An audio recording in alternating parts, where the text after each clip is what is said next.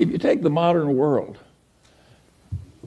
where people are trying to teach you how to come in and trade actively in stocks, well, I regard that as roughly equivalent to trying to induce a bunch of young people to start off on heroin. It is really stupid. And when you're already rich, to make your money by encouraging people to get rich by trading. And then there are people on the TV, another wonderful place, and they say, I have this book that will teach you how to make 300% a year. And all you have to do is pay for shipping, and I will mail it to you.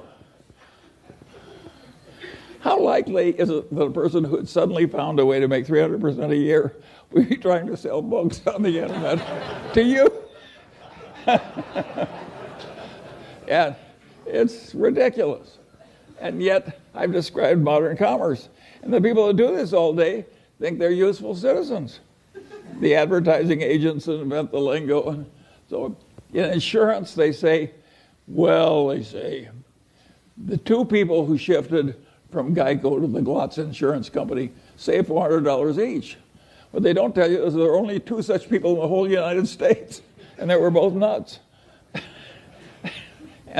But they mislead you on purpose. And I get tired of it. And I don't think it's right that we deliberately mislead people as much as we do. Let me tell you another story that I think is an interesting one about the modern life. But this goes back to a different time. And this man has this wonderful horse. And it's just a marvelous horse. It's got an easy gait and good looking and everything. It just works wonderfully. But also occasionally just gets so he's dangerous and vicious and causes enormous damage and trouble and breaks arms and legs for his rider and so on. And he goes to the vet and says, what can I do about this horse? And the vet says, that's a very easy problem and I'm glad to help you. He says, what should I do? And the man says, the next time your horse is behaving well, sell it.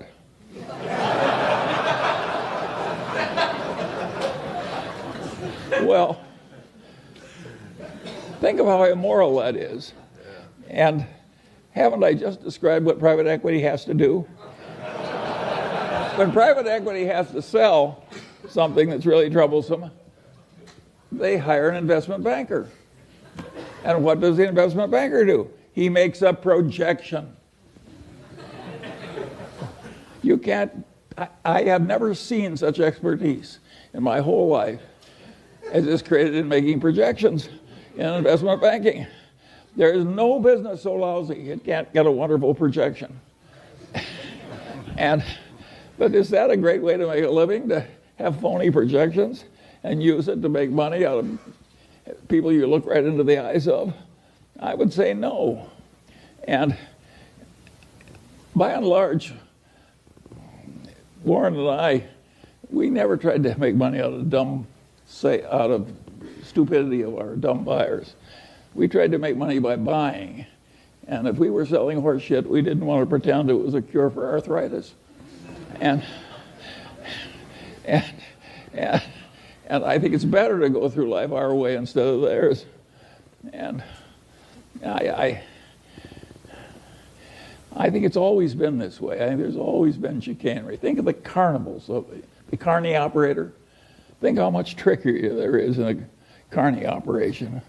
And people just seek out the weaknesses of their fellow man and take advantage. And you have to get wise enough so you avoid them all. And you can't avoid them if they're in your family. I have no solution to that one. But where you have a fair choice, there are just so many people that should be avoided. My father had this best friend and client. And he also had this other client who was a big blowhard. And he was always working for the big blowhard, and he wasn't ever working for his wonderful client whom I admired. And I said, why do you do this? And he said, Charlie, you idiot. He says, the big blowhard is an endless source of legal troubles. He's always in trouble, overreaching and misbehaving and so forth. Whereas Grant McFadden treats everybody right, the employees, the customers, everything. He gets involved with some psychotic. He walks over there and makes a graceful exit immediately. So a man like that doesn't need a lawyer. And my father was trying to teach me something, and it really worked. I spent my whole life trying to be like Grant McFadden. And I want to tell you, it works. It really works. Peter Coffin is always telling me if the crooks only knew how much money you could make by being honest, they'd all behave differently. Warren has a wonderful saying I like. He says, you take the high road, it's never crowded. and it's worked. Take the Daily Journal Corporation. We made quite a few millions of dollars out of the foreclosure boom because we published legal notices and we dominated the publication of foreclosure notices in the worst real estate depression in the history of modern times. And we could have raised our prices at the time and made more tens of millions of dollars. But we didn't do it. You know, when your fellow citizens are losing their damn houses in the worst recession, Charlie Munger, billionaire, raises prices. If it would look lousy on the front page of the paper for people around the honest way, should you do it? And the answer is no, of course not. Particularly when Warren always said it's probably always a mistake to marry for money, and it's really stupid if you're already rich. and it's really stupid when you're already rich to get a reputation of being a total no-goodnik.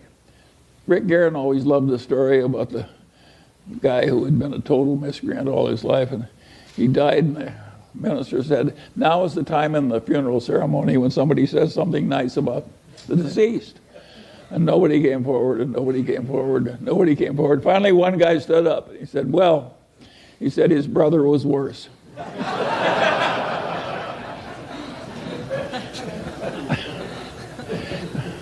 Well, you can laugh, but there are people like that. When Harry Cohn died here, the saying was everybody went to the funeral to make sure he was dead. and so there are a few simple truths that really work.